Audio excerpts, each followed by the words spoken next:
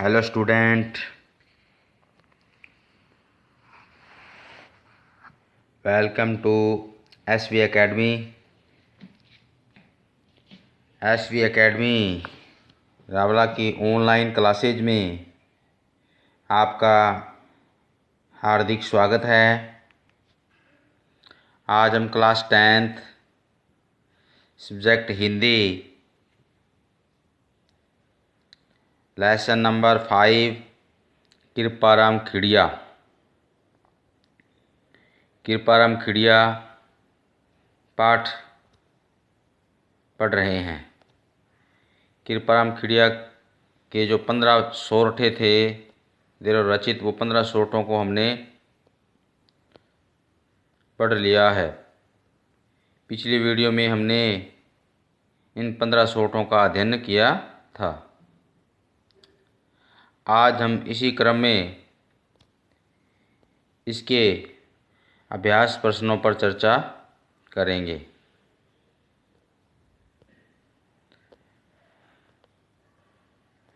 तो आइए शुरू करते हैं इसके अभ्यास प्रश्न। पहला इसका अभ्यास प्रश्न है, राज्य का मूल नाम था। राज्य का जो मूल नाम था, राजा था, राजा राम, रजिया या रामदेव। यानी राज्य का जो मूल नाम था वो राजा राम था, लेकिन कवि उसे प्रेम से उसे राज्य कहकर बुलाता था। तो मूल नाम उसका राजा राम ही था, लेकिन प्रेम से उसे राज्य कहकर बुलाता था। दूध एवं जल की मिलावट को कौन अलग करता है? कौवा, कोयल, तोता, राजहंस। तो राजहंस नामक पक्षी अलग करता है। कवि के अनुसार किसके अभाव में कोई भी कार्य सिद्ध नहीं हो सकता? कवि के अनुसार किसके अभाव में कोई भी कार्य सिद्ध नहीं हो सकता? पराक्रम और हिम्मत के बिना कोई भी कार्य सिद्ध नहीं हो सकता। पराक्रम और हिम्मत के बिना। कारज सरे न कोय, बल पराक्रम हिम्मत बिना। ये बल और हिम्मत और पराक्रम के बिना कोई भी कार्य सिद्ध नहीं हो सकता। दूध एवं नीर अर्थात जल को कौन अलग अलग कर सकता है? दूध तथा जल को केवल राजहंस पक्षी ही अलग कर सकता है। यानी दूध एवं जल के मिल जाने पर, जैसे दूध और जल, यानी जल के अंदर दूध मिल जाए तो उन दोनों को अलग करने का कार्य केवल राजहंस पक्षी ही कर सकता है। राजहंस। कवि के अनुसार किन किन का उपाय पहले कर लेना चाहिए? कवि के अनुसार किन किन का पहले उपाय कर लेना चाहिए?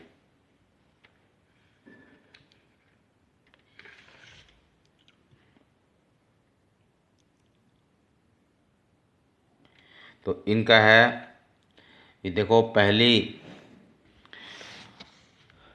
पहले किया उपाव, दव दुश्मन आम्य डटे, प्रचंड हुआ विश्वास, रोबा गाले राजिया।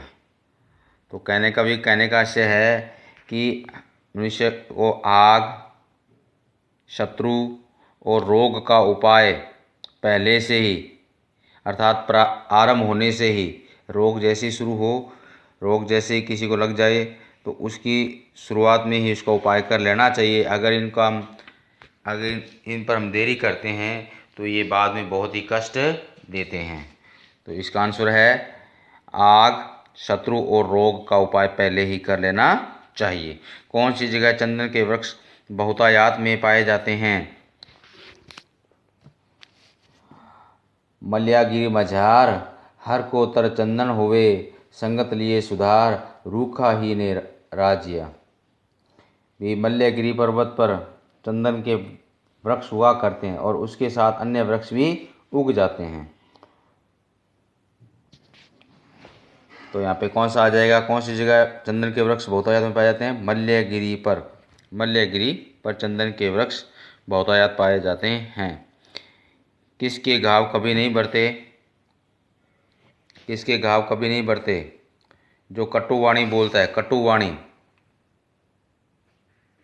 कटुवाणी द्वारा मन में हुए घाव कभी नहीं भरते। अर्थात जीव द्वारा बुरे वचनों से दिए हुए घाव कभी नहीं भरते। जीव द्वारा बुरे वचनों से दिए हुए घाव कभी नहीं भरते। संकलित अंश के अनुसार किस नगर में नहीं रहना चाहिए?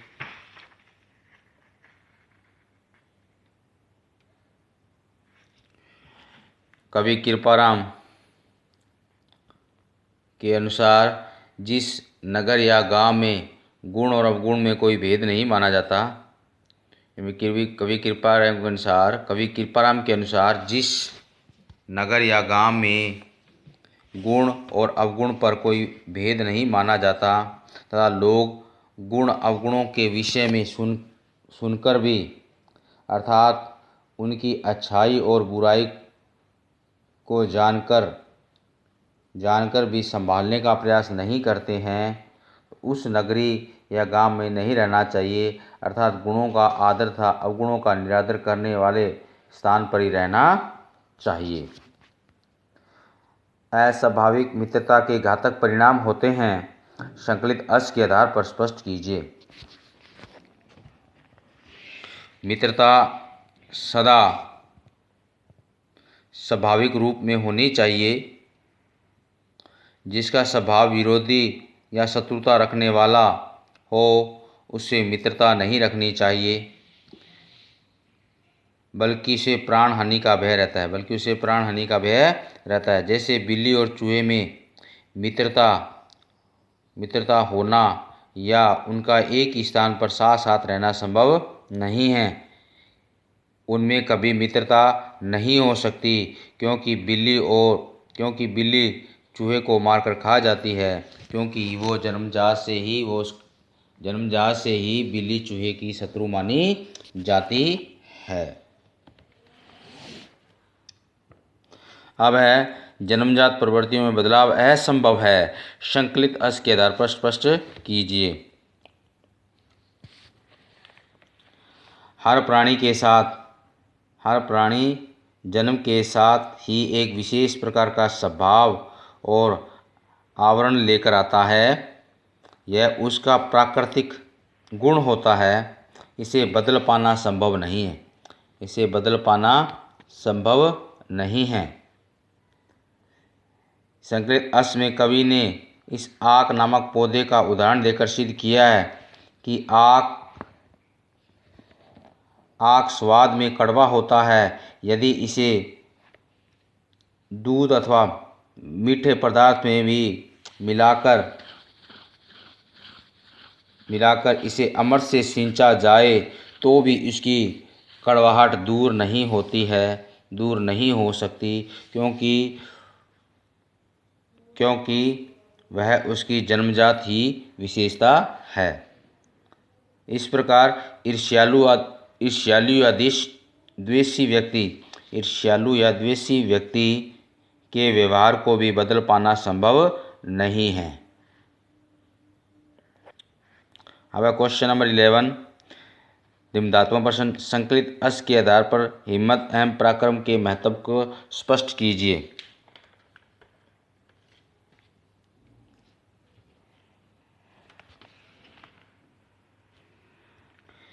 संकलित सोरठों में कवि कृपाराम खेड़े ने पराक्रम और हिम्मत के महत्व को प्रकाशित किया है।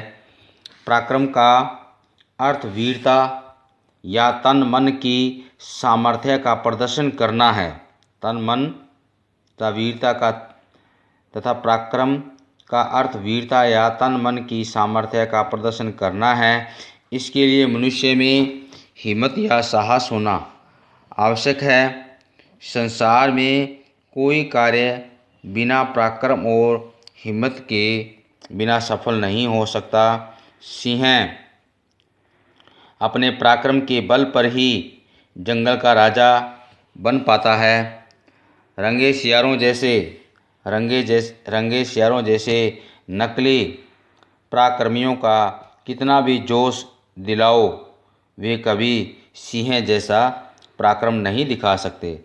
अर्थात जो वीरता का ढोंग करने वाले हैं वो कभी भी आगे चलकर असफलता के भय से आगे नहीं बढ़ पाते हैं। संसार में मनुष्य की कीमत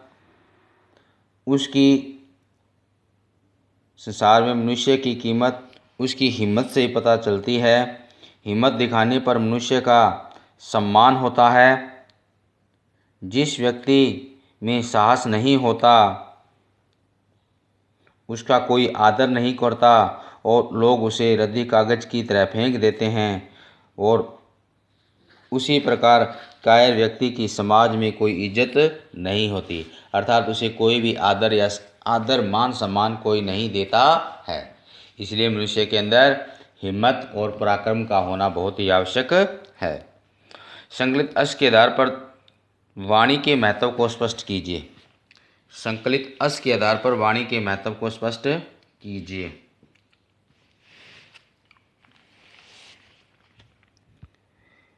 चारण कवि कृपाराम खिड़िया कहते हैं कि कृपाराम खिड़िया ने वाणी का महत्व बताते हुए कहा कि कोयल की वाणी मधुर लगती है। कोयल की वाणी मधुर लगती है, इस कारण सभी लोग उससे अनुराग रखते हैं, अर्थात उसे स्नेह या प्रेम रखते हैं। परंतु कोयल का स्वर कड़वा लगता है। कर्कशता के कारण उसका सब लोग अनादर करते हैं। इस कारण सामाजिक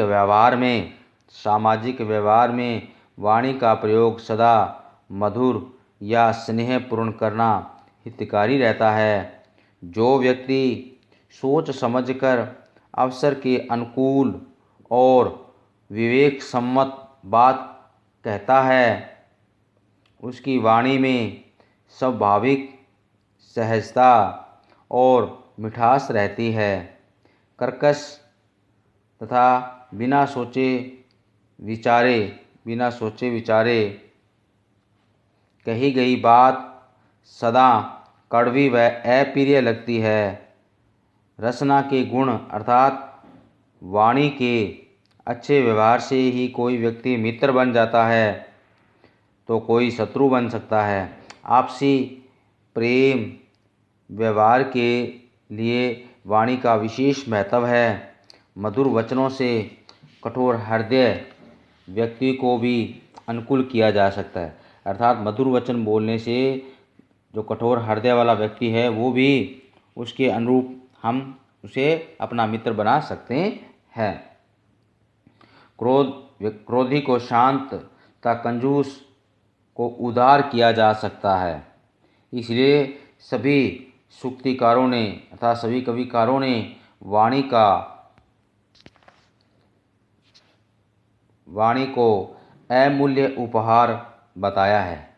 वाणी को अमूल्य उपहार बताया है। अन्य प्राणियों की अपेक्षा मनुष्य में यह गुण ईश्वर की विशेष देन है। इसलिए सदैव अवसर के अनुकूल ही मधुर वाणी का व्यवहार करना चाहिए, क्योंकि लोग मधुर वाणी से ही लोग प्रसन्न रहते हैं और उनके दोस्त बन जाते हैं। तो इसलिए हमें मधुर भाषा में ही बात करनी चाहिए। हमें किसी को भी कड़वी बात या कटु वचन नहीं कहने चाहिए। आगे क्वेश्चन नंबर 13, निम्नलिखित पंक्तियों की सह प्रसंग व्याख्या कीजिए। दूध नीर मिल दोय, हेक जिसी आकृति हुए, करे न न्यारी कोय, राजहंस बिना राजिया। घण घण सब्बल घाय, न फूटे पहाड़ निवाड़, जड़ कोमल विद जाय, राय पड़े जद राज्य। ये हमने जब पाठ के इसके सोरठे पढ़ रहे थे इनका हमने हिंदी अनुवाद पढ़ लिया है। तो ये वाला क्वेश्चन आपको गृह कार्य में नहीं करना है। तो इसकी कुल मिला के क्वेश्चन आपको 1 से लेकर अति लघुतरात्मक, लघुतरात्मक और निम्नात्मक की 11 और 12 इन 2 क्वेश्चनों को आपने यहाँ तक करना है। ये वाला क्वेश्चन आपको नहीं करना है। तो कुल मिला के क्वेश्चन टोटल 12 क्वेश्चन आपको गृह कार्य के रूप में करने हैं। तो आज के लिए बच्चों इतना ही। नेक्स्ट वीडियो में हम नेक्स्ट लेसन पर चर्चा करेंगे, जो जयशंकर प्रसाद हैं।